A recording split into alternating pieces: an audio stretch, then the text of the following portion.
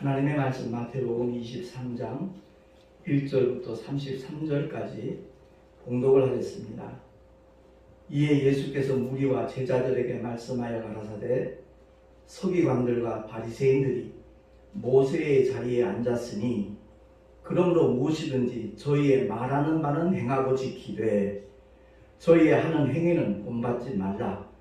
저희는 말만 하고 행치 아니하며 또 무거운 짐을 묶어 사람의 어깨에 지우되 자기는 이것을 한 손가락으로도 움직이려 하지 아니하며 저희 모든 행위를 사람에게 보이고자 하여 하나니 곧 그 차는 경문을 넓게 하며 옷수를 크게 하고 잔치의 상석과 회당의 상자와 시장에서 문안받는 것과 사람에게 랍비라 칭함을 받는 것을 좋아하느니라.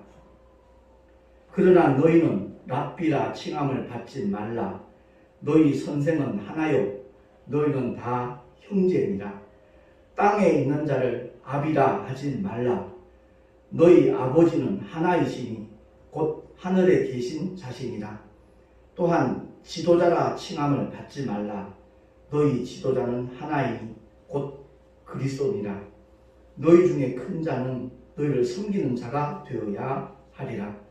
누구든지 자기를 높이는 자는 낮아지고 누구든지 자기를 낮추는 자는 높아지리라. 화 있을진저 외식하는 서기관들과 바리새인들이여, 너희는 천국 문을 사람들 앞에서 닫고 너희도 들어가지 않고 들어가려 하는 자도 들어가지 못하게 하는도다. 화 있을진저 외식하는 서기관들과 바리새인들이여, 너희는 교인 하나를 얻기 위하여 바다와 육지를 두루 다니다가 생기면 너희보다 배나 더 지옥 자식이 되게 하는도다. 화 있을진저 소경된 인도자여, 너희가 말하되 누구든지 성전으로 맹세하면 아무 일 없거니와 성전에 금으로 맹세하면 지킬지라 하는도다. 우맹이요 소경들이여, 어느 것이 크뇨? 그 금이냐? 금을 거룩하게 하는 성전이냐?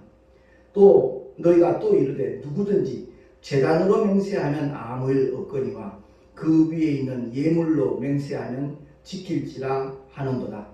소경들이여, 어느 것이 크뇨? 그 예물이냐? 예물을 거룩하게 하는 제단이냐? 그러므로 제단으로 맹세하는 자는 제단과 그 위에 있는 모든 것으로 맹세하며 또 성전으로 맹세하는 자는 성전과 그 안에 계시니로 맹세함이라. 또 하늘로 맹세하는 자는 하나님의 보좌와 그 위에 앉으신 이로 맹세함이니라. 화 있을진저 외식하는 서기관들과 바리새인들이여, 너희가 박하와 회향과 근체의 11조를 드리되 율법에 더 중한 바 의와 인과 신은 버렸도다. 그러나 이것도 행하고 저것도 버리지 말아야 할지니라.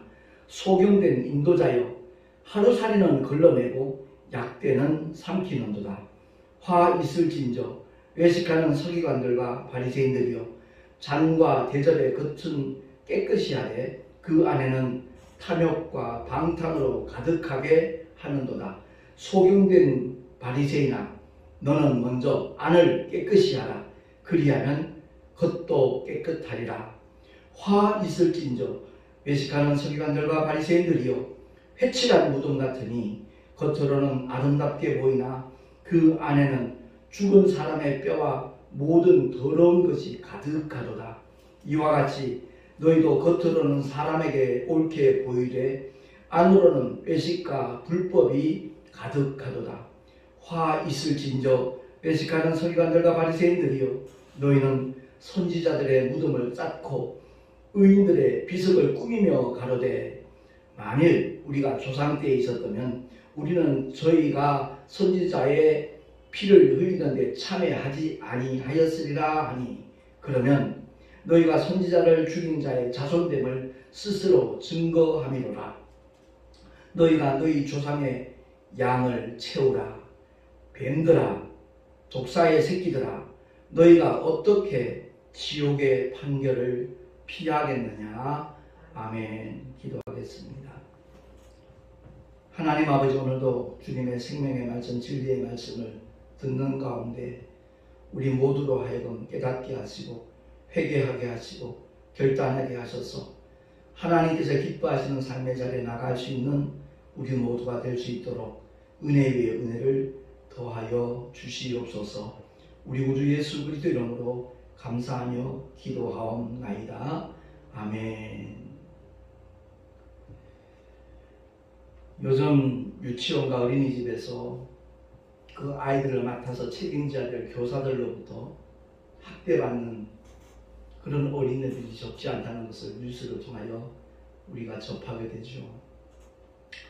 오늘이 스승의 날인데 스승의 날이라는 말이 무색해지는 그런 사건들이 너무 자주 일어나고 있는 것 같습니다. 그 어린아이들을 집어던지고 잡아채고 넘어뜨리고 눌러버리고 그런 장면들이 CCTV에 이렇게 찍힌 것을 뉴스를 통해 우리가 보는 순간 참 마음이 너무 아프죠. 그 어린아이들 부모의 마음은 아마 찢어지는 것 같을 거예요. 정말 심각한 그런 시대가 되고 말았습니다. 그런데 이즈음에 우리 믿는 자들이, 주의 종들이, 성도들이 깊이 생각해 볼 문제가 있다는 거죠. 오늘 본문의 말씀을 통해서 주님이 선포하셨듯이 화 있을진저 외식하는 서기관들과 바리새인들이요, 뱀들아, 독사의 새끼들아, 이렇게 책망하는 말씀이 만약 우리에게 해당되는 말씀이라면 정신 번쩍 차려야 됩니다. 우리 모두가 다 정말 하나님께서 기뻐하시는 삶의 자리가 어떤 것이고 어떻게 말씀을 전해야 되고 어떻게 말씀을 드려야 될 것인가에 대해서 심각하게 고민하면서 기도하면서 정말 성령의 인도함을 받아야 그 사람이 참 하나님의 사람이고 하나님이 기뻐하시는 믿음의 주인공이 될 줄로 믿습니다. 오늘날 교회에서는 정말 성도들에게 무엇을 가르치고 있는가, 성도들을 어떻게 대하고 있는가, 목회자는 그 문제를 심각하게 생각해야 되고요. 성도들은 또한 주의 종에 대하여 어떤 자세를 취하는가 아주 심각하게 고민해야 된다는 사실 다시 한번 우리가 기억을 했으면 좋겠습니다.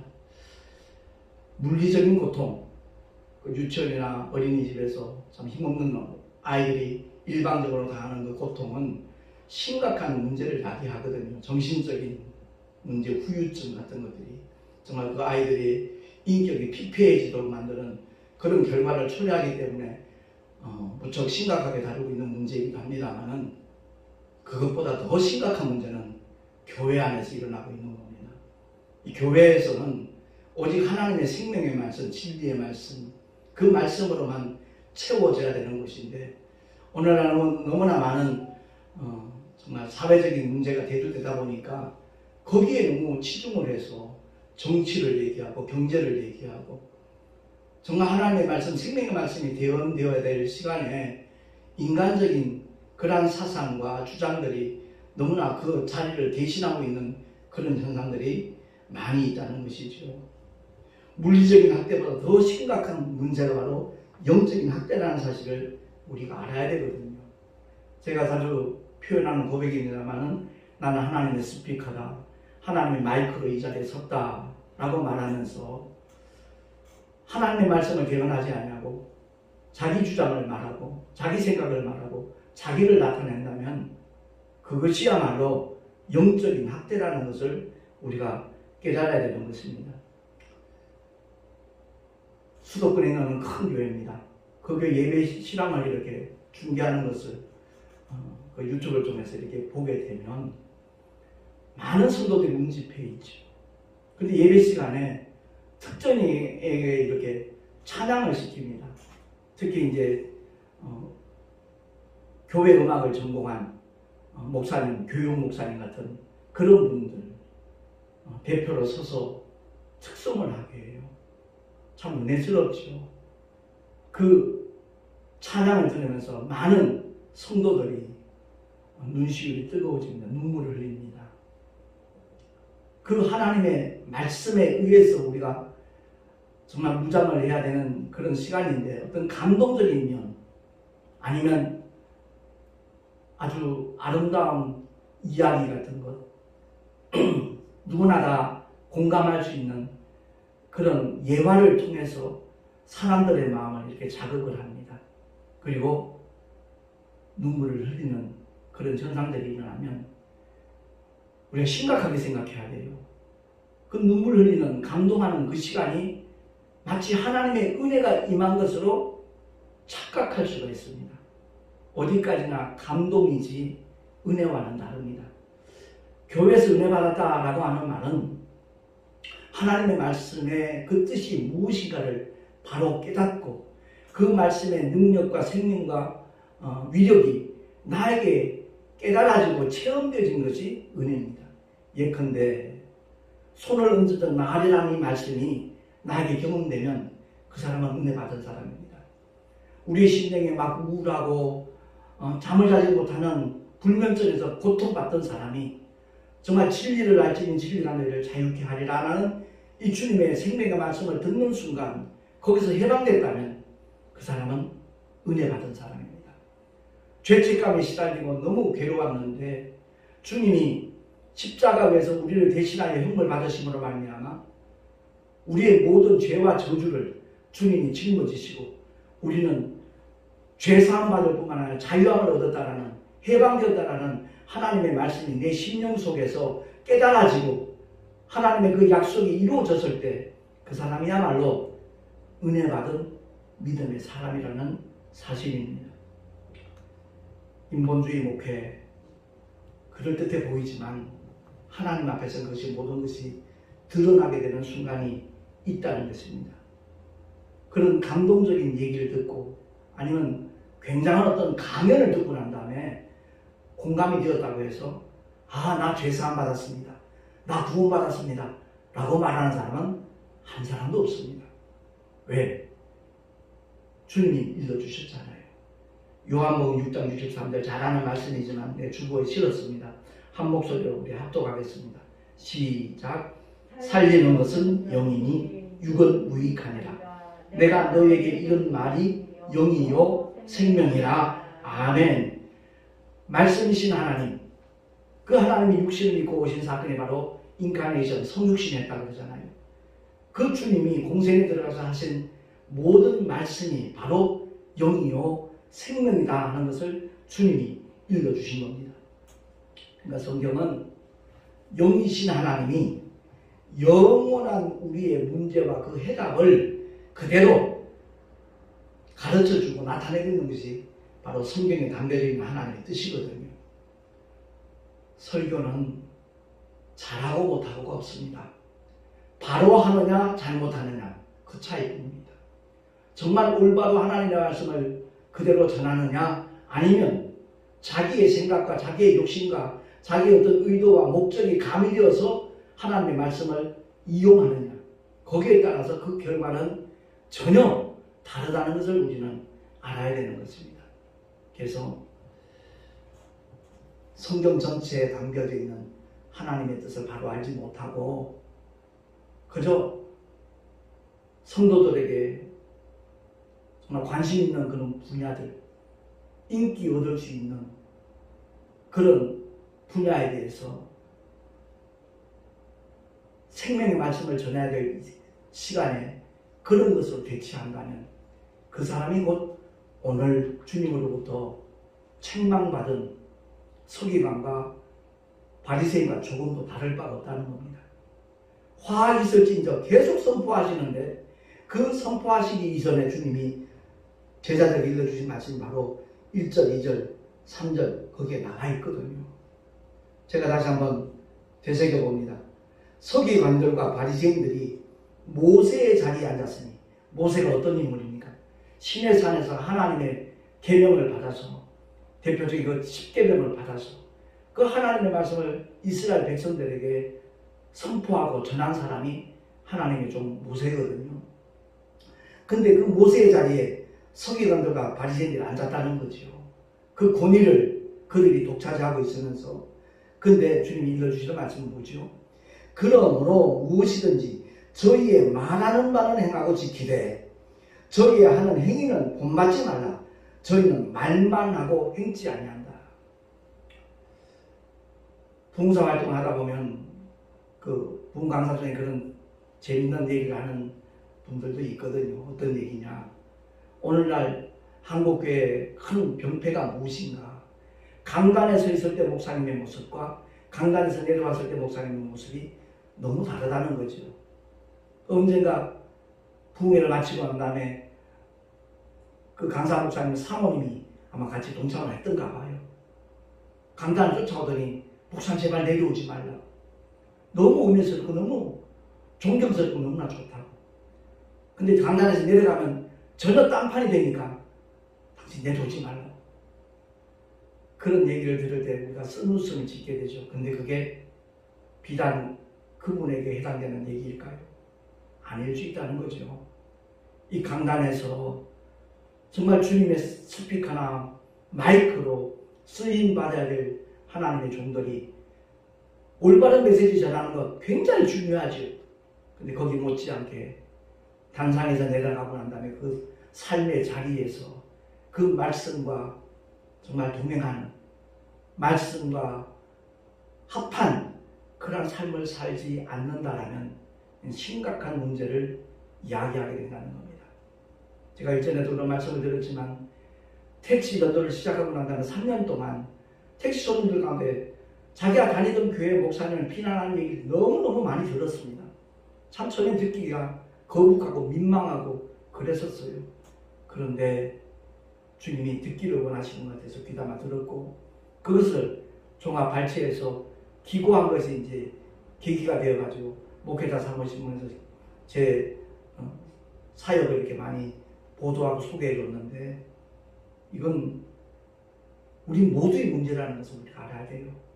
성도도 마찬가지고 목회자도 마찬가지고 자기 부모님 교회를 열심히 다니는데 그 자녀들은 완전히 그 반대인 거예요.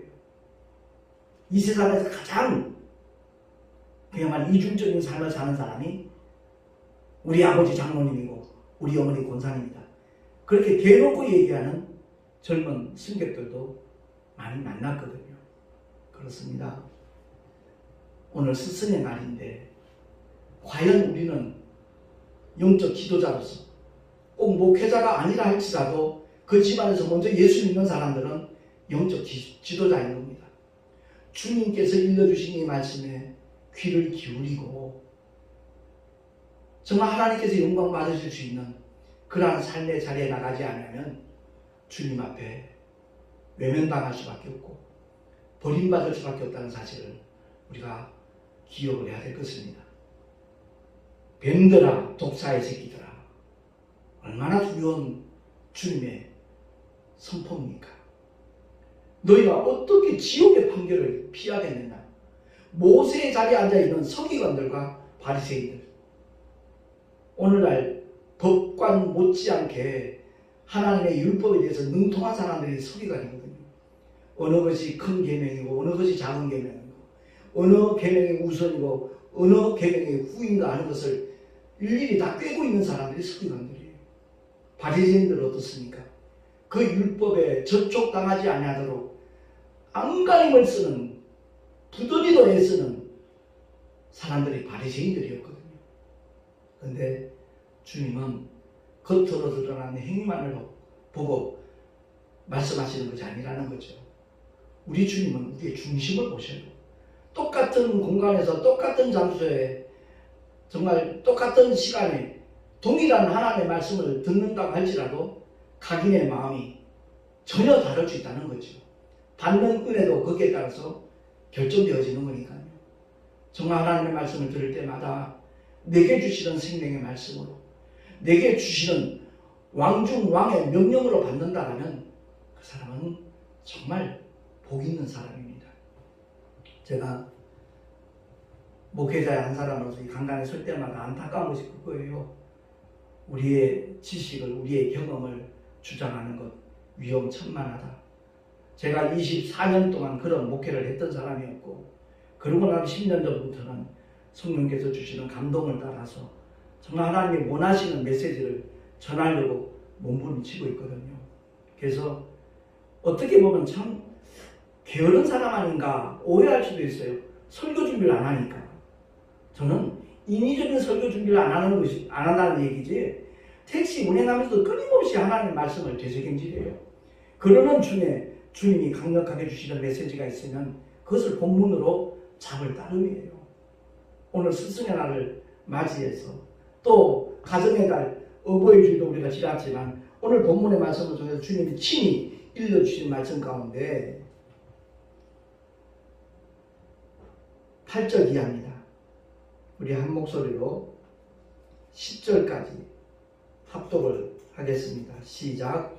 그러나 너희는 랍비라 칭함을 받지 말라. 너희 선생은 하나요. 너희는 다 형제리라. 땅에 있는 자를 아비라 하지 말라. 너희 아버지는 하나이시니 곧 하늘에 계신 자시니라. 또한 지도자라 칭함을 받지 말라.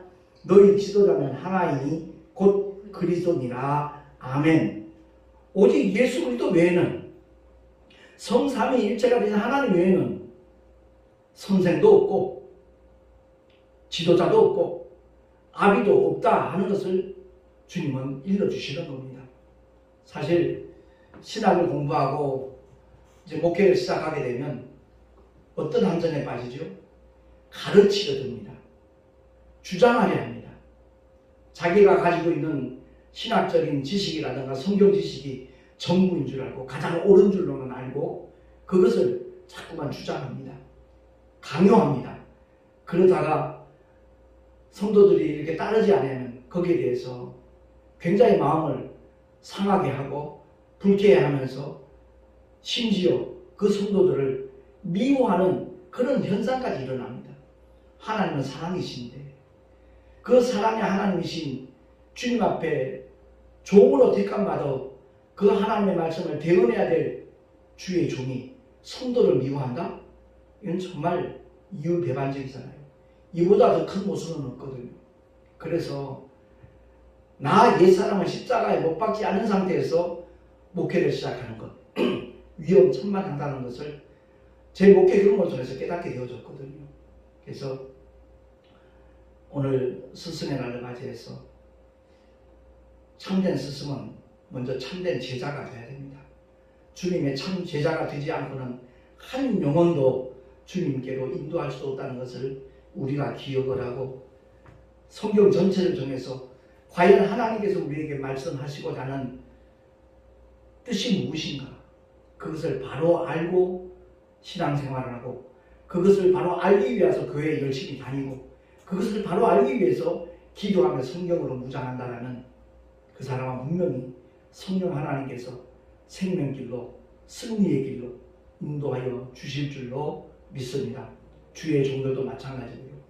한 주간 내내 주일날 부활의 산소만 가지고 주 앞에 나올 성도들을 생각하면서 정말 주님이 전하시기를 원하시는 메시지가 무엇인가 거기에 귀를 기울이고 그 초점을 주님께로 맞춘다면 어긋난 길 가지 않도록 주님이 기뻐하시는 그런 메시지를 전할 수 있는 하나님의 은혜가 분명히 덧입혀지게 될 줄로 믿습니다.